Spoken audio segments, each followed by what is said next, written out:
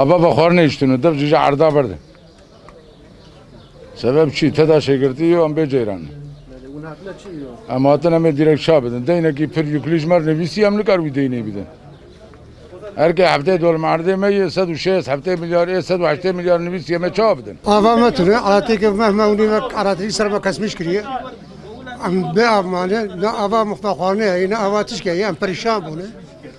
O biraz merten حالا هفته 8 دلار عرضه میگی 200 میلیارد 250 میلیارد 300 میلیارد پراش مرتی ولی امجاتین دیلچه خواب بدن کلا بخالم شود جبو تداشن جلکشه خود دادن و ما حتی نه دینه ما شخصا تونه آبونه جی سر ناوی بريمني و میجی گیش دادا گمدا حتی 13'ten 17'ye kadar veriyordum yani borcu خود da tabi ya 18 milyar am çünkü peri خواب بدن 2017'ye ait go veya var için abi Gover 106 milyar dedi denetel saati neneri bakmadan görmeden hiçbir şey yapmadan bizi icraya şimdi vermiş.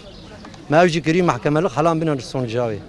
O viro iro afsi penceriye mecli amtine afserme kod kiri millet insan hayvan kış perişan bunu bahçe darime to avayt ennamayı. Amjibo ve hatini dilekçe kodikin devlet baba belki işmer karki. Deyne mala hiç tunu iro mehkem bir avistene. Adı beri lavin be dünya hep 16 sala ale tedaşıcı peri cezası sanır. Beri lav be dünya hep 16 sala.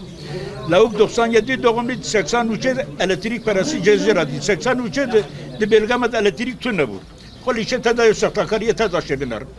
Beri be dünya hep belki mücavi nani bu. Belki dünya hep 16 sala peri cezası ciratın. Zanet hakivan davet bakım zaten.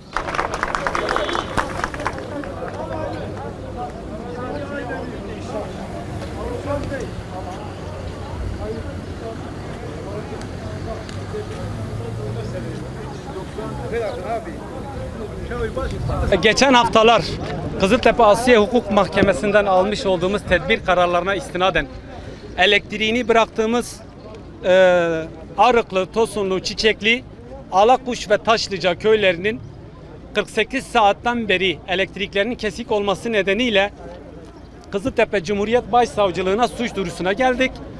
Suç duyuru dilekçeleri vatandaşların hepsinin hazırdı. Başsavcı Bey'in yakın ilgisi sayesinde bu olay şikayet boyutuna varmadan çözüldü. Başsavcı Bey buradaki müdürü aradı. Bize söylenene göre saat 4 gibi bu ismi geçen köylerin hepsinin elektriğinin bırakılacağı yönünde.